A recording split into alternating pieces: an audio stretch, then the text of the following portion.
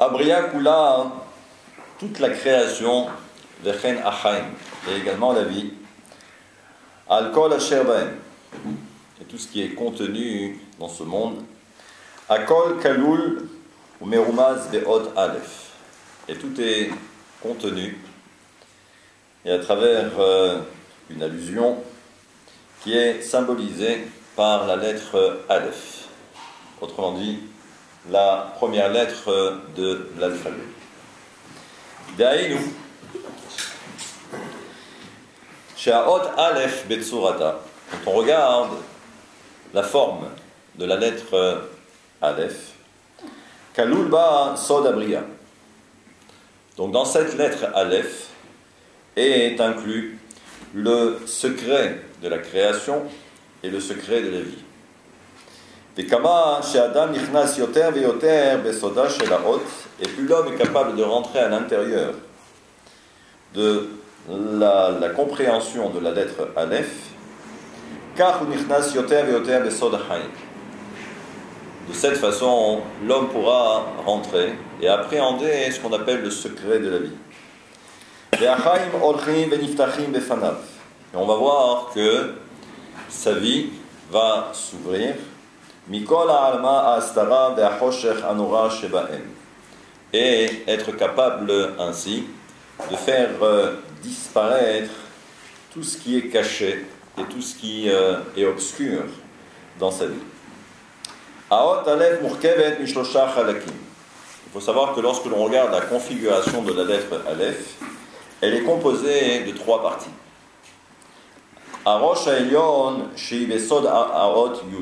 Lorsqu'on regarde la lettre Aleph, la première partie en haut, c'est la lettre Yud.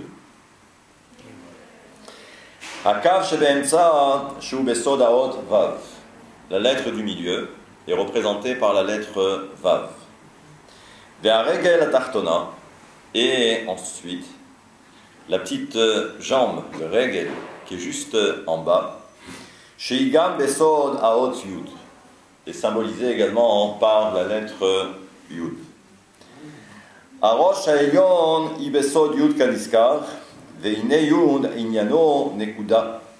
Et nous savons que la lettre Yud, lorsqu'on la regarde, à ce moment-là, on a comme l'impression que c'est un point, une nekuda. Et lorsque l'on dit un point, ça veut pas dire que c'est petit. Et là, kavana, c'est-à-dire que si l'on regarde, c'est quoi un point? Un point n'a aucune forme. C'est un point.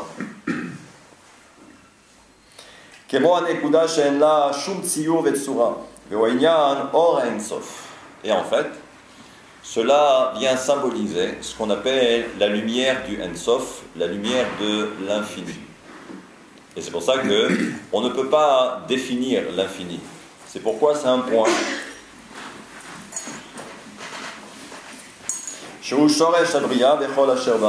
Et c'est justement l'origine ou la racine du monde. Et c'est une simple expression, c'est ce qu'on appelle le Or Pashut. C'est une lumière simple, sans aucune définition.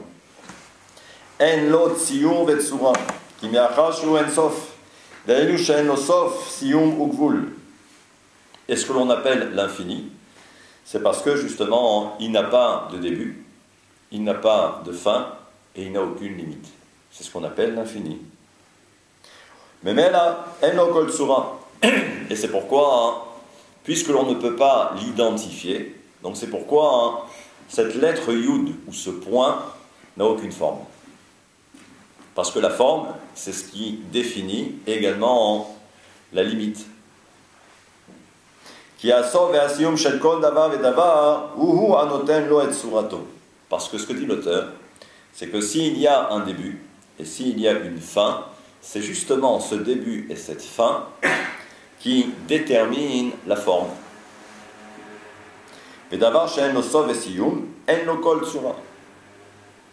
נמצא שהראש העליון של האות א', שהיא בסוד י' בסוד נקודה, היא אור האינסוף, שהוא שורש הבריאה וכל אשר בה. Et il dit, c'est cela justement l'essence même de la vie, cette lettre Yud. שהתאווה כביכול לראות את החיים, להכיר ולהרגיש אותם ולהשתשע עמם, כי כל עוד שהוא עצם החיים, כביכול אינו מסוגל לחיות אותם, להשתשע עמם, להתעיד עליהם, אלא צריך לפגוש את החיים מבחוץ. Et là, il nous dit que, puisque cette lettre Yud symbolise également l'essence même de la vie, il dit, mais comment appréhender la vie, ou l'essence même de la vie? Il dit, c'est quelque chose que l'on ne peut rencontrer qu'à l'extérieur. ואזי אפשר לחיות אותם, להכירם ולראות אותם, לשמוח ולהשתשע עמם ולהתענג עליהם. נמצא, donc il se trouve, שאור האין סוף, que la lumière de l'infini, שהוא עצם החיים, qui représente l'essence même de la vie, התאווה כביכול לחיות את עצמו, justement ce désir de vivre, לראות להכיר, pour voir, comprendre, לשמוח, se réjouir, להשתשע ולהתענג על האור שלו עצמו, et donc profiter de cette lumière infinie. וזה אי אפשר אלא כשפוגש את החיים והאור מבחוץ, ולא במצב שהוא עצם החיים והאור. Et donc ce qu'il va dire, c'est que on ne peut pas appréhender l'essence même de la vie en étant à l'intérieur. Donc il faut prendre un peu de recul pour appréhender cette lumière.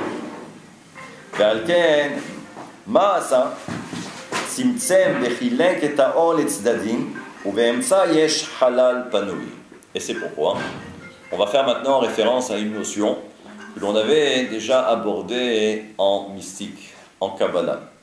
Si vous vous rappelez, à l'origine, au tout début, il n'y a que de la lumière. Ensuite, qu'est-ce que fait Dieu? Il crée ce qu'on appelle le halal panoui, le vide à l'intérieur de lui-même. Je parle de Dieu. Et ce que nous dit ici l'auteur, c'est que si Dieu doit faire le vide pour créer ensuite à l'intérieur les différents mondes, alors à ce moment-là, cette lumière va être mise de côté, celle qui était contenue à l'intérieur. Donc ça veut dire que maintenant, cette lumière qui était au centre, mais dès l'instant où Dieu décide de faire le vide, donc cette lumière va être mise de côté, comme si la lumière avait été scindée en deux. ישנה האפשרות שהאור יגוש את עצמו מבחוץ, דהיינו שפוגש את עצמו מצד השני. Et c'est pourquoi maintenant on comprend que pour retrouver cette fameuse lumière, il faut aller de l'autre côté. Puisque la lumière a été scindée en deux. Donc ça veut dire que les deux morceaux d'une même lumière, eh bien ça veut dire qu'à un moment donné, il faut aller récupérer la lumière qui est de l'autre côté. Et il dit, c'est ça tout le principe de la lettre Aleph. Et on voit donc que la lettre Aleph se compose de deux Yud, mais il y a une séparation au milieu avec la lettre Vav. דהיינו, שבית היהודים הוא האור שהצטמצם והתחלק לבית צדדים. Et donc il nous dit que ces deux lettres Yud, c'est cette lumière originelle qui a été séparée en deux. והאות Vav, et la lettre Vav qui est au milieu, ou halal apanoui. C'est cela justement ce vide, puisque l'on a séparé. ובאמת, חלוקת האור והתרחקותו לבית צדדים דווקא היא מאפשרת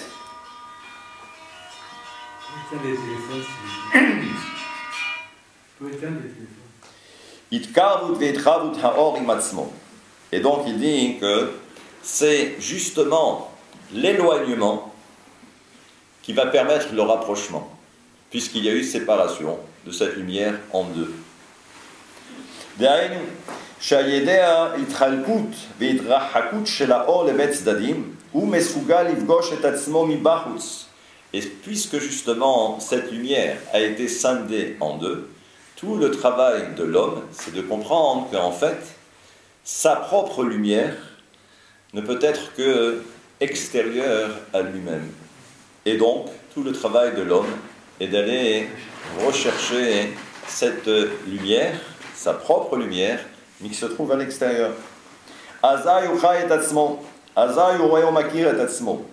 Et il dit, lorsque l'homme va à la rencontre de cette autre moitié de lumière, c'est là où l'homme peut ensuite voir et comprendre, et également se connaître soi-même. Alors à ce moment-là, lorsque cette rencontre est établie, que l'homme peut être joyeux, parce qu'il a retrouvé ce qui lui manque. Nimtza sha'od vav shiya halal apanui amehalek ou marhik et ta'ol itzdadim ou atzmo amehaber. Il dit en fait, c'est que la lettre vav, et nous savons que la lettre vav, c'est ce qu'on appelle le hibour, c'est celle qui fait l'union entre deux choses qui ont été séparées. Alors c'est vrai que c'est un petit peu contradictoire, parce que cette lettre vav symbolise justement le vide. Mais le vide, c'est ce qui est à l'origine de la séparation de la lumière en deux. Mais c'est ça justement la force du vav. C'est que d'un côté, elle sépare, mais c'est pour mieux se rapprocher. Ve'u asod sharod vav yeshla bet peulot ve'oraot gam vav acholek ve'gam vav achibur.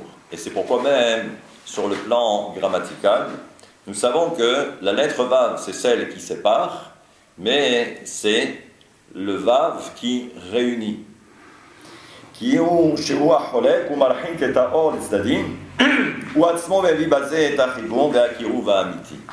dit c'est justement la séparation qui fait le rapprochement.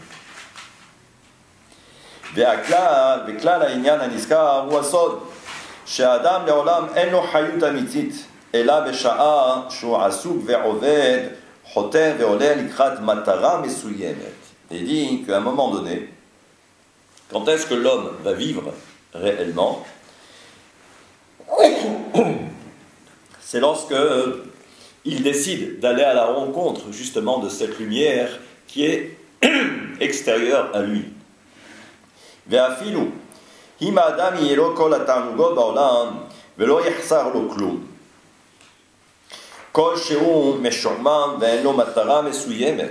Il dit même si parfois l'homme peut avoir l'impression d'avoir vécu ou de connaître une vie paisible, il dit ואין לו מטרה, dès l'instant où l'homme n'a aucun but, aucune finalité dans sa vie, alors à ce moment-là, מסוים שהוא חוטא ועולה לקראתו, לא יהיה לו כל חיות אמיתית כלל, ואדרבה, חייו יהיו מרים כלענה. Dès l'instant où l'homme ne comprend pas que son travail, c'est d'aller à la rencontre de sa vie, si ce n'est pas le cas, sa vie ne sera qu'une pure illusion, voire même plus grave que cela, c'est que sa vie sera une vie difficile. ושורש כל זה הוא מה שנבאר למעלה, שאי אפשר לחיות את החיים, לשמוח ולהשתעשע עמם, להתענג עליהם, אלא בשעה שנפגשים עמהם מבחוץ. ועל כן, כשאדם יש לו מטרה מסוימת, et lorsque l'homme a un but bien précis, אתגר מסוים, un défi particulier, שהוא חותר ועולה לקראתו, הנה עדיין לא הגיע אל המטרה, אלא הוא בדרך. Et ça veut dire que tant que l'homme n'est pas arrivé à la rencontre avec cette lumière qui est extérieure, il est simplement baderer, il est simplement en chemin. Et la matara baderer, c'est-à-dire qu'il est en bonne voie. ובשעה שאדם בדרך אל החיים, אז הוא נפגש עם החיים מבחוץ, ואז הוא חי. Et s'il va vraiment à la rencontre de cette lumière, alors on peut dire que l'homme vit. אז החיים, שמח, משתעשע עמם ומתנהג עליהם. Alors à ce moment-là, l'homme pourra profiter de cette lumière, synonyme de vie.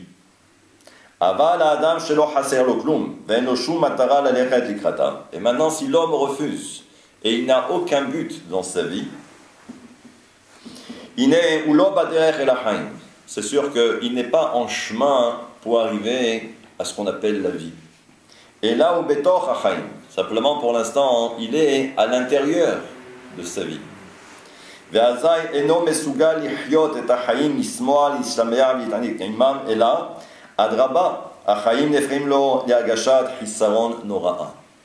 donc ça veut dire que, en fait, lorsque l'homme se complaît dans ce qu'il est, sans vouloir aller à la recherche de cette lumière qui ne peut être que extérieure, et on verra, hein, ça veut dire quoi, cette lumière qui est extérieure, il dit alors à ce moment-là, l'homme éprouvera dans sa vie un manque permanent, parce qu'il n'a pas voulu aller à la recherche de sa vie.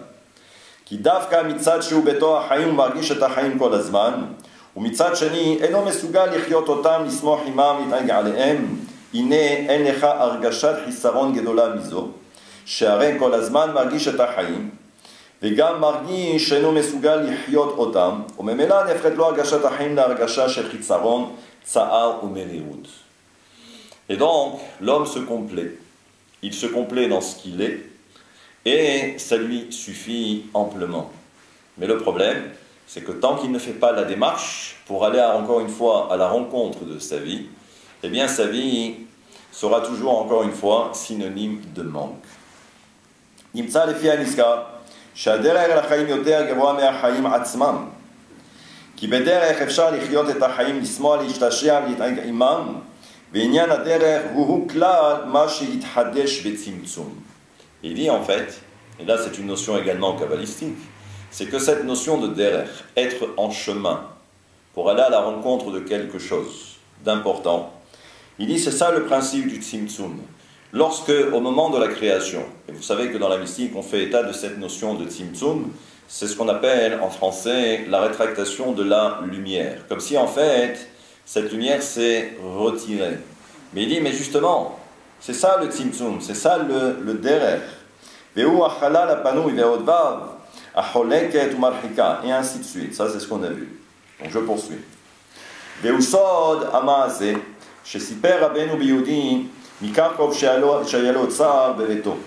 Et il raconte l'histoire, et ça c'est une histoire qui est rapportée par Rabbeinu. Qui est Rabbeinu? Dans la bouche de l'auteur, c'est Rabbi Nachman de Breslev. Et là-bas, donc il dit c'est comme un Yehudi, c'est comme ce juif de la ville de Kharkov, de Cracovie. Shayalo Otsar Beveto. Il avait dans sa maison Veutzrach Elech Ad Vina. Lechape Sham et Otsar Tachat Gesher. Et il dit là-bas que l'histoire, en fait, ici il l'a résumé, mais l'histoire c'est que il a fait un rêve. Il a fait un rêve. Et on lui a dit qu'il devait aller ensuite, il devait se rendre dans la ville de Vina, sous un pont. Maintenant, Kedel et Galot et Taotsar, et là-bas il y avait un trésor. Il y avait un trésor. Et dans le rêve, on lui disait de quitter sa ville, de Cracovie, pardon, pour aller à Vina. Et Nimtsa Beto. כדי לגלות את האוצר שנמצא בתוך ביתו. כי באמת האוצר שהוא החיים, על כל העושר, השמחה, הששועה והתענוג שבהם נמצאים אצל האדם עצמו. Et là-bas, à travers cette histoire, qu'est-ce qu'a voulu démontrer Rabbi Nachman? C'est que, en fait, dans le rêve, on lui a dit donc que sous le pont, sous un pont bien défini, là-bas il y avait un trésor. D'accord? Maintenant, donc il s'approche. Et là-bas, donc il y avait des policiers. Et les policiers ont vu le manège. Et là-bas, je vous parle que c'était un endroit un petit peu risqué. Donc, à un moment donné, il y a un des policiers qui s'est aperçu et qui l'a interpellé. Il lui a dit, mais qu'est-ce que vous faites là, monsieur? Donc, il lui a dit, voilà, ça va vous paraître bizarre, c'est que j'ai fait un rêve. Et dans ce rêve, on m'a dit de quitter ma ville, Cracovie, pour aller à Vina, pour justement, sous le pont, il y avait un trésor.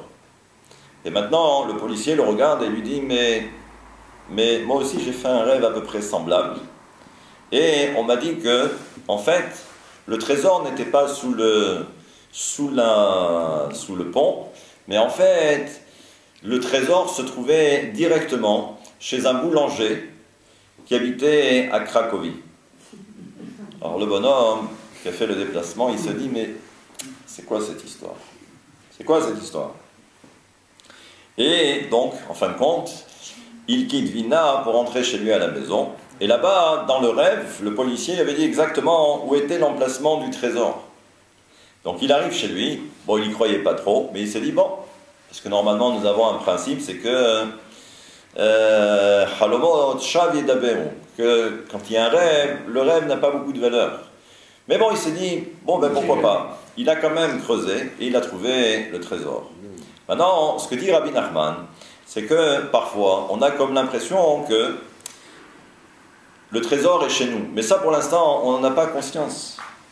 Mais pour que ça puisse se dévoiler, il faut que l'homme aille à l'extérieur de lui-même, comme dans le rêve. Et c'est là-bas que justement, il va trouver ce trésor, mais ce trésor qui est où? Il est chez nous. Mais c'est-à-dire avant même d'appréhender ce trésor ou cette lumière, l'homme est obligé justement d'aller à l'extérieur, de sortir de lui-même pour voir qu'en fin de compte et s'apercevoir que la lumière elle est là-bas. Mais en fait elle est chez nous.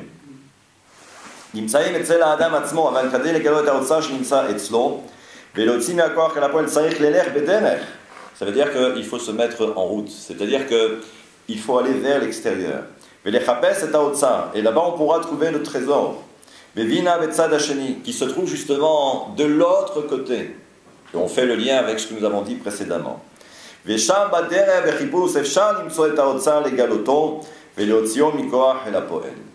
là, à ce moment-là, cette découverte sera effective. Pour l'instant, elle n'est qu'en potentiel, mais il faut que l'homme fasse la démarche d'aller à l'extérieur de lui-même. Et il dit, c'est ça le secret de la vie d'un homme. Et ça, c'est une recherche qui doit être permanente. Après ce fameux trésor, après la vie, la recherche de la vie. La quiétude, la sérénité, la lumière. Mais ça veut dire également que toute recherche doit être accompagnée du da'at. C'est quoi le da'at? C'est la clairvoyance. Et le da'at, c'est de comprendre que c'est de l'autre côté qu'il y a la lumière. Et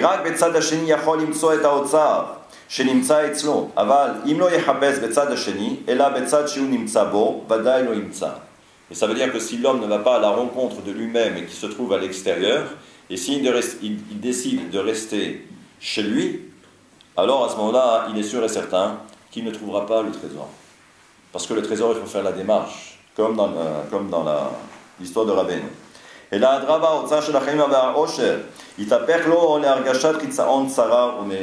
et donc si l'homme reste campé sur ses positions, sur lui-même, alors à ce moment-là, ça sera toujours pour lui synonyme de souffrance et de manque.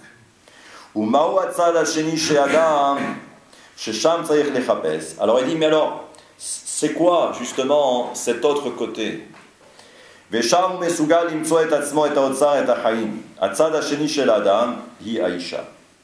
il dit, c'est quoi l'autre côté? Il dit, c'est sa femme.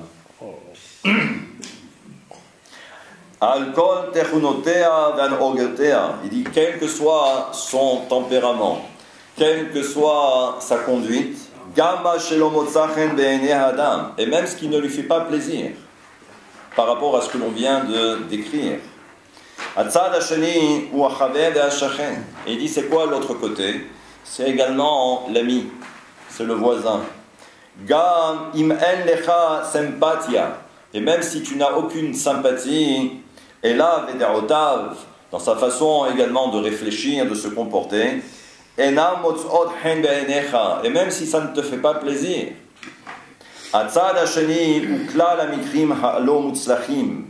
Hamikrim shel I aseder she'adam nifgash imam.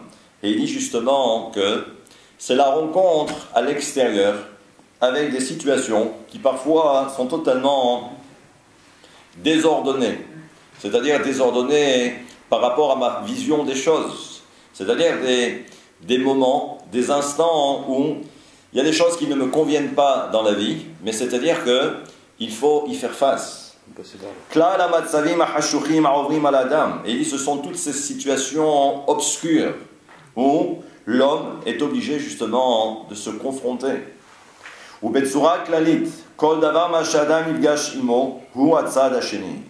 S'il devait résumer, il dira que ce sont toutes ces situations qui sont extérieures à l'homme, et c'est par rapport à toutes ces situations qui sont extérieures à l'homme que là-bas il y a la lumière.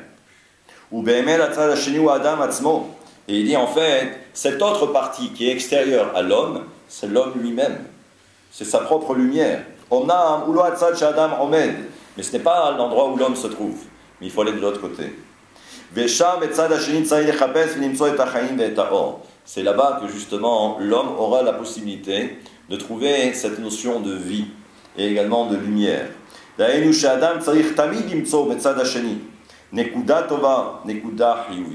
il dit c'est quoi tout le travail de l'homme? Même si parfois il est confronté à certaines situations qui le révulsent, mais il dit que dans chacune de ces situations, eh bien l'homme doit être capable de percevoir la Nekuda Tova, ce que dit Rabbi Nachman, Rabbeinu, le point positif. Leistaken ala tzad hasheni be'en tova, ayn sheroa et hatzdadim achiyuvim va'meirim. Et donc l'homme doit être toujours bienveillant à l'égard de n'importe quelle situation. Velo leistakel be'ayn ra'a, et non pas avec le mauvais œil. עין שרואה את הצדדים השליליים והחשוכים ואז על ידי שאדם מוצא את החיים והאור בצד השני הוא מוצא את עצמו. Et lorsque l'homme va à la découverte justement de ce qui est extérieur à lui, alors à ce moment-là il se trouve lui-même, ou il se retrouve lui-même. הוא מוצא את האוצר, il trouve le fameux trésor, החיים, la vie, la lumière, la sérénité, le bonheur, qui se trouve en fait en lui.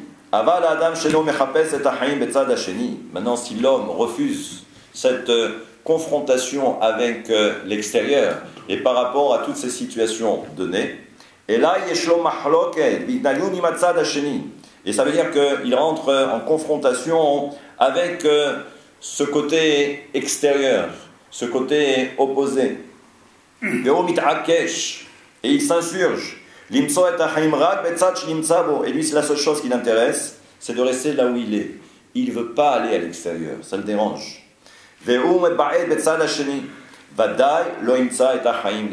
Cet homme-là ne trouvera jamais la vie. Et ça veut dire que l'homme ne sera pas capable de mettre en application tout ce qui était normalement contenu en lui. C'est-à-dire que ça restera en potentiel. Mais il faut exprimer, il faut exploiter ce potentiel pour qu'il devienne en acte. Et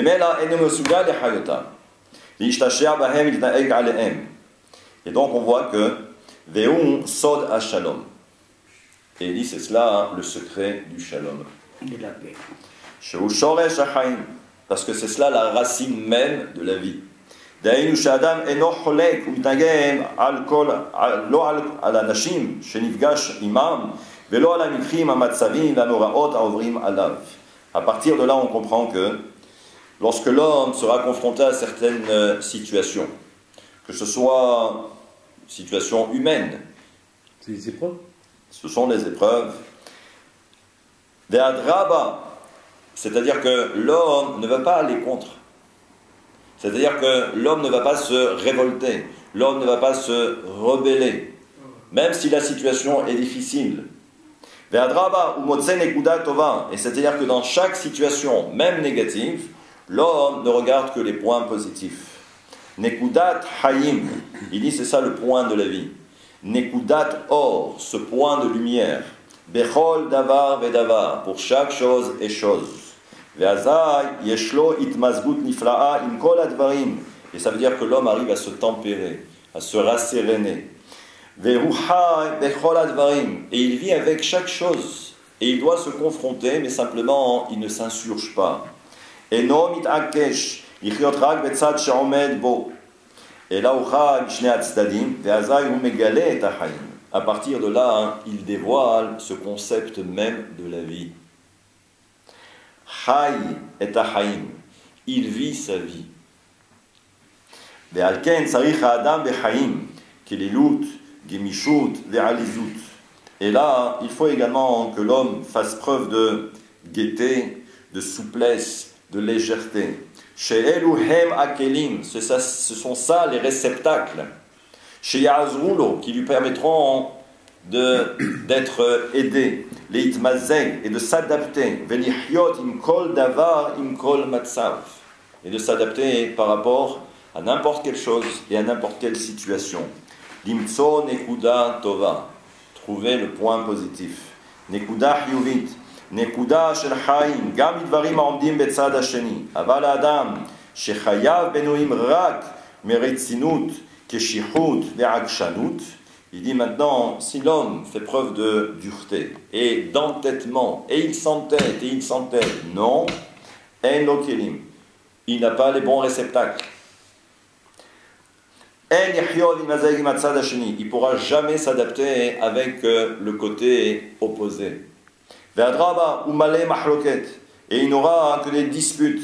V'itnagdut, kaas, il se mettra en colère, au merirut, et ça sera l'amertume pour lui, à la tzad hasheni, par rapport au côté opposé. Alors que la lumière, elle est là-bas, c'est celle-là qu'il faut aller chercher. Ve'azai umenutak me'achaim amitiim. À ce moment-là, il sera totalement déconnecté de la vie authentique et réelle. Il n'est pas capable de vivre. Donc on voit que c'est pas mal. Il dit maintenant on peut expliquer un sod, un secret dans la mystique, et ça c'est quelque chose que l'on avait abordé.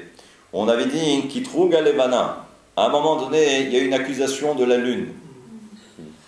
Il dit c'est cela le véritable sujet qui est abordé là-bas dans la mystique. Parce que lorsqu'il y a eu justement cette rétractation de la lumière, la lumière a été divisée en deux. D'accord? Il dit mais puisque la lumière a été scindée en deux, maintenant ces deux lumières, chacune veut ensuite se limiter à cette lumière qui est la sienne, puisque la lumière a été scindée en deux. Donc, il dit, et il dit que aucune des deux lumières n'a voulu se rapprocher. Non. Les vatères, ça veut dire que je ne suis pas prêt à laisser ma part. D'accord? Je ne veux pas laisser ma part. Ma lumière, c'est ma lumière. D'accord? Le terme reviendra après. Betzad shelo, velichiot et ta'or she betzad hasheni. Ve'u ma shekidrag levana ve'amra. Et en fait, c'est ce qu'a dit la lune. Et qu'est-ce qu'elle a dit? I efshar lishne melachim shishtamshu beket echad. Il n'est pas possible que deux rois puissent utiliser la même couronne. דהיינו, שכל תכלית הצמצום, שחילוק האור עצמו לבית צדדים, הוא כדי לחיות את הצד השני. Il dit en fait, c'est que tout le principe, c'est quoi? C'est que, et on l'a bien compris, c'est que tout le but, c'est quoi? C'est d'arriver à unifier ces deux lumières qui ont été séparées. Et que tout le travail de l'homme, c'est d'arriver à percevoir cette lumière qui est de l'autre côté. À partir de là, on peut faire le joint ou la jointure entre ces deux lumières qui ont été séparées. Et donc, chez Azai Beshat Shechai et Tatzad Hasheni Yeshane Zerima Mesuderet Shel Haor Ve'Achaim Nitgalim Yotzim Me'akoach LaPoel. Ve'ata. Et donc, en fait, c'était ça le problème de la lune. Il a dit on ne peut pas les deux en même temps porter la même couronne. Mais en fin de compte, c'était le piège. C'était le piège parce qu'en fait, c'est le piège de tout un chacun. Et c'est pour ça que le peuple d'Israël est comparé à la lune. Parce qu'on ne veut pas comprendre que tout le principe c'est quoi? C'est qu'il faut réunifier ces deux lumières qui ont été séparées. Mais à condition qu'on accepte le challenge. Le challenge, c'est d'aller à la rencontre de l'autre côté. Et également de se soumettre. Si maintenant chacun veut considérer que moi, il n'y a que la lumière où je suis qui m'importe. Je ne veux pas aller de l'autre côté. Et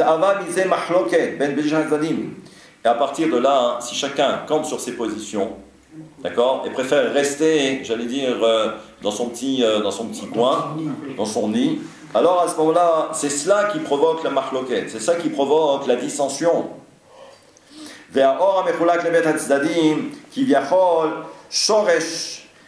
שורף את עצמו. ובמקום שמתחלקות האור יתהווה זרימה מסודרת של החיים והתגלותם ויצאנו לפועל, הנה אדרבה האור כביכול שורף את עצמו והחיים מתגלים. ואומה שתדרה לבנה ואמרה, אי אפשר לשניהם לאחים להשתמש בכתר אחד. Et ça a été ça tout le problème. Ça a été ça tout le problème de la lune. C'est ce refus. On ne peut pas avoir la même couronne.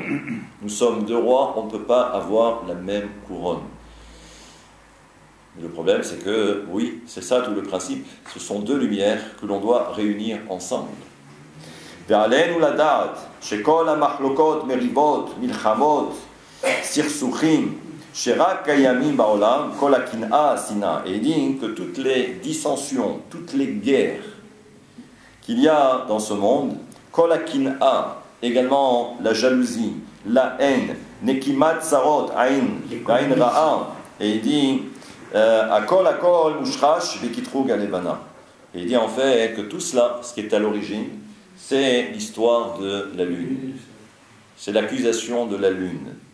Ki kol mitziut shne dvarim sherak kayam ba'olam ben hu ba'al ve'ishto. Et on voit que ces deux choses-là, on les voit apparaître également dans le couple. C'est l'homme avec sa femme. Ben im shene anashim, ou deux personnes ensemble. Ou shene kvutzot, ou parfois il peut y avoir deux groupes qui sont dissidents. Ou shene umot, ou deux nations qui ne s'entendent pas. Ve'afilo adam atzmo. Et il dit, mais même l'homme lui-même, shemechulak bematzav merotav leitim letova leitim lera'a. Et on voit bien également que l'homme lui-même, tout seul, on s'aperçoit que parfois, par rapport à certaines situations, par rapport à certains événements, eh bien, tantôt il est du côté du bien, tantôt il est du côté du mal. Akol ou or, à Ensof shemitralek lebet hatzdadim. Et il dit en fait que tout cela, ce n'est que la conséquence de cette lumière qui a été séparée en deux. Comme si en fait, il y avait une dichotomie en l'homme, il y avait une dualité en l'homme, et il n'arrive pas à s'accorder avec lui-même. ומאחר שכל צד הוא התגלות של אור האינסוף, שזה האור הוא שורש הבריאה כולה, שורש החיים כולם. ממילא, בשעה שרוצה לחיות את האור שבצד שלו, ואינו רוצה לחיות ולראות את האור והחיים שבצד השני, אזי יש לו הרגשה שהוא הכל. כל האור, כל החיים וכל האמת, והרגשה זה יש לה שורש נכון ואמיתי, כי אמת כל צד הוא התגלות של אור האינסוף, ומזה מתהווה כל קנאה והשנאה. Et le problème, c'est que si l'homme reste là où il est, et il ne veut pas faire le déplacement, il a l'impression d'avoir tout. Il est déjà fini, il n'a pas besoin. C'est-à-dire qu'il n'a pas besoin d'aller à la rencontre de l'autre. Parce qu'à lui tout seul, eh bien, il sait que, il se sent comme fini, complet.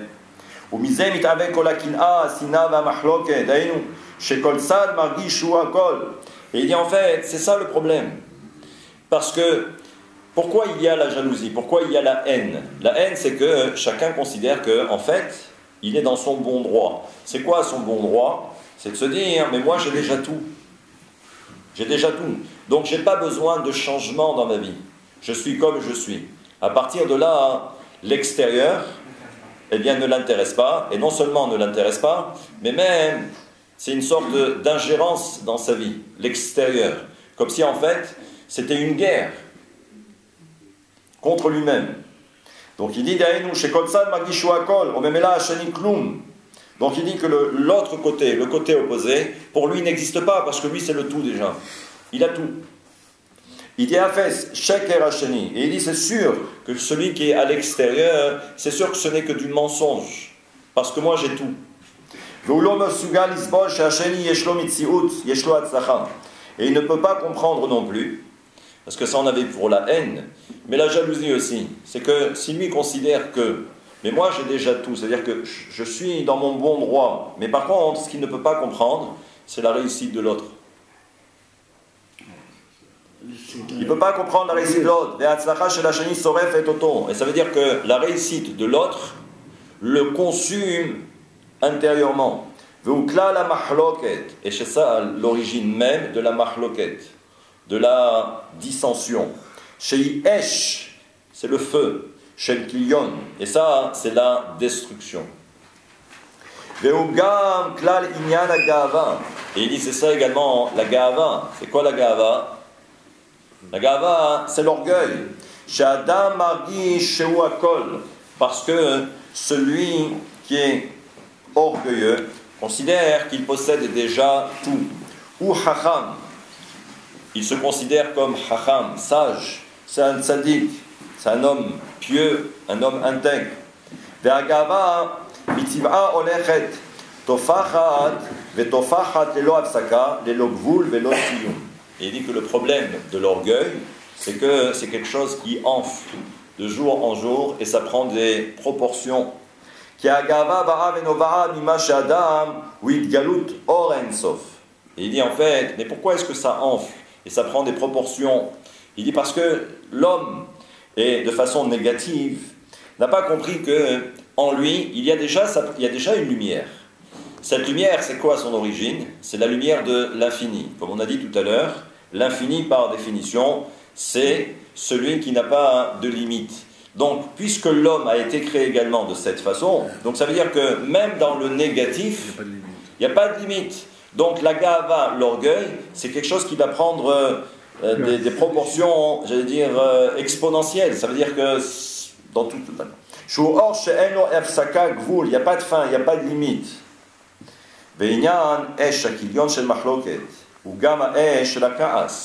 Et il dit, c'est ça aussi le problème de la colère. La colère qui akaz tamid ba ou mitorer beshash adam nifgash im hatzad hasheni. Il dit le problème de la colère, c'est lorsque l'homme va à la rencontre du côté opposé. Et lorsque il y a confrontation, ou bemet kol mifgash ou mifgash yesh lanu hatzad hasheni, tachito matarato legalot velotzi me'akoach hapoel od ve'od me'otzar shel hachaim. Bien que normalement, lorsqu'on va à la rencontre du côté opposé. Mais normalement, c'est ce qui devait permettre à l'homme ensuite de percevoir la lumière. Cette fameuse lumière, synonyme de vie. Donc il dit et ainsi de suite.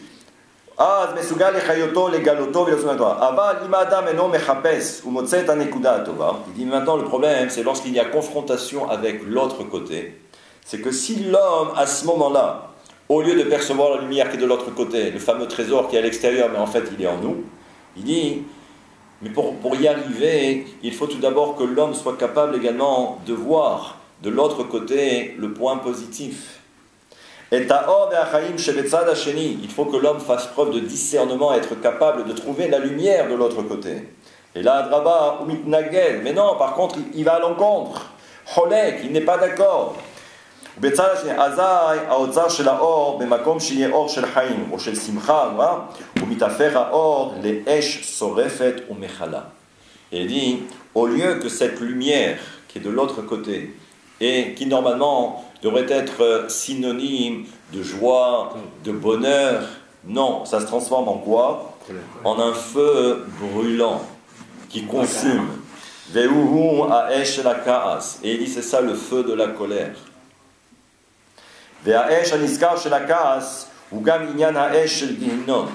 Et il dit c'est ça également le feu du Gehinam, de l'enfer. C'est pour ça que les Chachamim disent que tout celui qui se met en colère, c'est comme s'il existait toutes sortes de Gehinam en lui. Qui bémet kolinyan à mitzvot ou les galot et taor. Nous savons que les mitzvot sont là pour dévoiler la lumière. Velotio me akoach la poel. Et c'est justement de transformer quelque chose qui était en potentiel pour devenir maintenant en acte cette lumière. Sheu klal peulat atzimtzum metzov. Veze haor amidgale veyotze me akoach poel ou klal aschar shel mitzvah. Il dit que le fait d'être capable de dévoiler quelque chose qui était en potentiel pour devenir réel et devenir en acte, il dit c'est ça justement la récompense de la mitzvah. Parce que là aussi, l'histoire de la mitzvah est comparable à ce que nous avons dit tout à l'heure. C'est la lumière qui a été scindée en deux. La lumière, la mitzvah ou la possibilité de réunifier ces deux lumières, c'est ça l'accomplissement des mitzvot. Et il dit maintenant, et c'est quoi les averot? Les péchés. Les péchés, les fautes. Inyana amoad rabba, les vatel et atzimtzum, sheu itchalkut haor et tzdadim, velakachat et haor bevatachat. Il dit que la avera, c'est justement refuser de réunir ces deux lumières ensemble. Ve'aza yaor eno et al-sharut ingalot, veze haor shenishar kanus betoch atzmo, lelo itpashtu v'nagwar, ומתאפר לאש שורפת ומכלה, והוא כלל העונשים של העבירות. Il dit que, justement, puisque tu n'es pas capable d'aller à la rencontre de cette fameuse lumière, alors à ce moment-là, ce refus, c'est ce qu'on va appeler le principe même des avirot, des fautes. Il va expliquer après beaucoup plus. Et ça, c'est ce qu'on a vu avec l'histoire de la lune. וגם כלל עניין פגם, דחיקת השעה, כי הנה כל עניינו של הזמן אינו אלא התחלקות והתפרדות, דהיינו שהזמן בנוי מרגעים. Et là-bas, donc, il rapporte un enseignement au niveau du temps. Le temps, c'est quoi? C'est comme si on avait fractionné. Le temps, c'est quoi? C'est une durée, d'accord? כי הנה כל עניינו של הזמן אינו אלא התחלקות והתפרדות. Le temps, c'est quoi? C'est comme si on avait divisé en moments, les secondes, les minutes, d'accord? Et on voit que c'est comme si on avait coupé le temps en plusieurs morceaux, et on voit qu'il y a une véritable séparation entre le temps passé, le temps présent et le temps futur. Alors que normalement, si le temps était linéaire, mais normalement, il n'y aurait pas de passé, il n'y aurait pas de présent, il n'y aurait pas de futur. Mais ça, c'est une perception de l'homme. Donc il dit, et il dit, c'est ça le principe de la rétractation, parce que Dieu a scindé quelque chose. À l'origine, il n'y avait que de la lumière. Dieu a fait le vide. Donc ça veut dire qu'il a séparé quelque chose. Et qu'est-ce que Dieu a fait? Donc il a laissé ce vide. Il a laissé un vide. Et à l'intérieur de ce vide, c'est ce qu'on appelle le chemin. Pour que l'homme puisse aller à la rencontre, comme on a dit, à la rencontre de la lumière qui est opposée.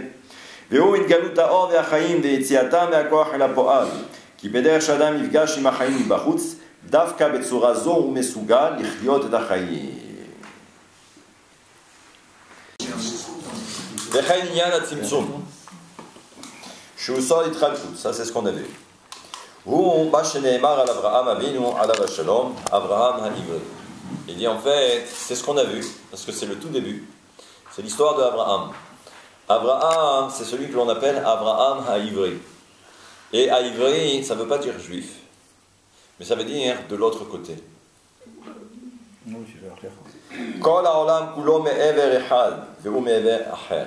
C'est-à-dire que si on comprend un petit peu la situation, c'est que tout le monde était d'un seul côté, et celui qui décide d'aller à l'opposé de l'autre côté, c'est justement Abraham.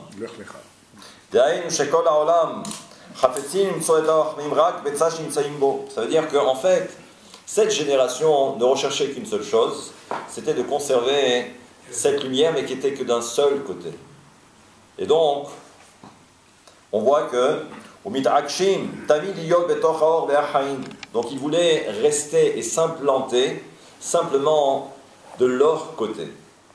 Mais ça ne les a jamais intéressés d'aller voir de l'autre côté. Et c'est vrai que l'autre côté peut être perçu comme une véritable obscurité, parce que c'est l'inconnu. C'est l'inconnu, et on a peur de l'inconnu. Et donc c'est pourquoi on préfère se réfugier dans l'endroit où on se trouve. Et au lieu d'aller et de composer avec l'autre côté, c'est la guerre contre l'autre côté, le côté opposé.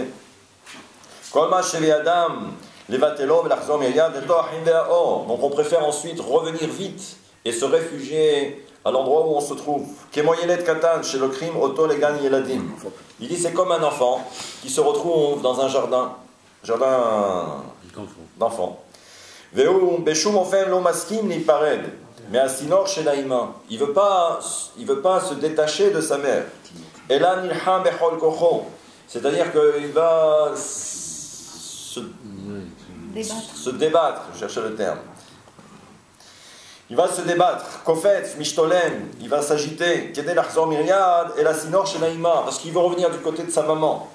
Aval Avraham Avinu, Ayalo Adda'at Anifla'a, She'achayim Benuim Ibet Atzadim. Et Abraham avait bien compris que la vie est composée de deux parties.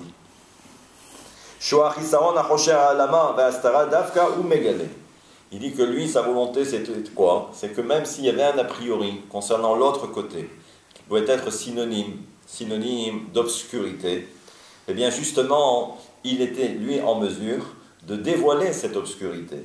Et Taor, la lumière, et c'est comme ça qu'il avait la capacité et la possibilité, justement, de vivre une vie pleine de bonheur, et c'était justement sa force, c'était de dévoiler ou de démontrer que justement ce qui était en potentiel ne peut devenir en acte que si on est capable d'aller de l'autre côté. Et aller à la rencontre du côté opposé, il dit c'est ça le derech, c'est ça le chemin.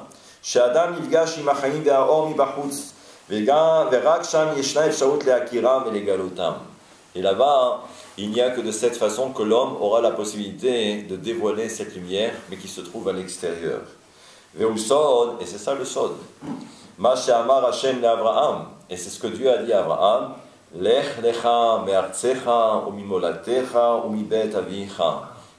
Pars, quitte ta ville, ton pays, quitte la maison où tu as vécu. Ne reste pas où tu es. Va à la rencontre du côté opposé.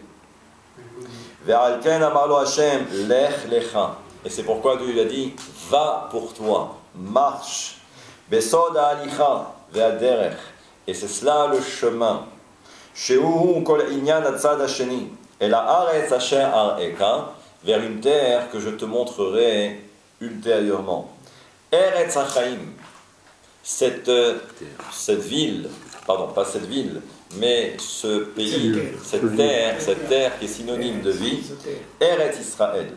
Shekol Inyana ou Mauta ou Aderech El Hachaim. Parce que le principe même de la terre d'Eretz Israël, c'est d'aller en direction de ce qu'on appelle la vie.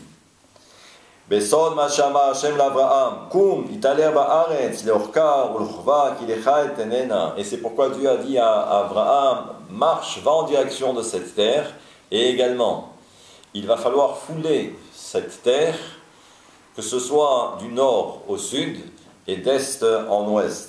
Italer Daika Besod Aderer, Sheu Inyana Shel Eretz Israël. Il dit c'est ça le principe même d'Eretz Israël, c'est de marcher, c'est d'aller de l'avant.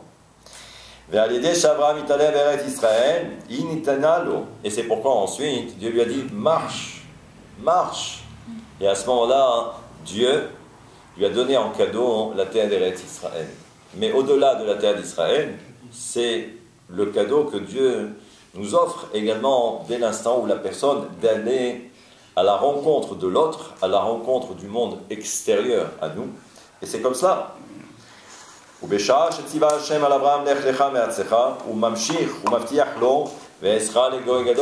pourquoi Dieu lui a dit, dès l'instant où tu décides de marcher, de partir, alors je ferai de toi une grande nation. Et également, je te bénirai et j'agrandirai également ton nom. Et quand on regarde le commentaire de Rashi, c'est que Dieu lui a promis 3 choses. Que Ve'esra legoy gadol, et je ferai de toi une grande nation, c'est ce qu'on appelle les enfants. Ki abanim hem ha'adam atzmo, parce que les enfants c'est l'homme lui-même. Shemitradesh uba befanim hadashot, vezod itradshut kol inyana al yedei she'adam mitnatek me'atzmo el hatzad hasheni. Parce qu'il y a également avoir des enfants, c'est aller à la rencontre de ses enfants. Parce que là aussi, c'est le côté opposé. Et c'est-à-dire qu'avec ses propres enfants, on est capable également de dévoiler une certaine lumière. Et également, Gam Aisha yatzad hashni kimvar lemala, vesham betoch hachoshev alma u mechapes lechaim, mechapes nekuda tova. Az mitgalim chaim chadashim. Alors se dévoile une nouvelle vie, une nouvelle existence. Yesh lechaim itchadshut. והוסוד העייני כי האדם נמצא כל הזמן בצד אחד, דהיינו בתור החיים, ואינו יוצא לדרך, דהיינו מהצד השני של החושך וההסתרה, אל החיים אין זקנה. אין להם התחדשות. Et dit en fait, c'est pourquoi on considère que, puisque l'on a parlé des enfants, les enfants, c'est le renouvellement, c'est la jeunesse. Eh bien, ça veut dire que lorsque l'on va à la rencontre du côté opposé, c'est comme si l'homme était capable de se renouveler en permanence, comme si c'était la jeunesse. Celui qui ne souhaite pas aller à la rencontre de l'autre ou à l'extérieur, alors à ce moment-là, c'est synonyme de vieillesse. C'est synonyme de vieillesse. Pourquoi ? Parce qu'il n'y a pas de renouveau possible. Et l'homme ne peut pas se renouveler également dans sa vie. להם אין להם נביאה בהתחדשות של החיים הנביאה שלהם בסוד הענייני הם אך ורק על ידי הצד השני, על ידי הדרך. On verra pour la suite.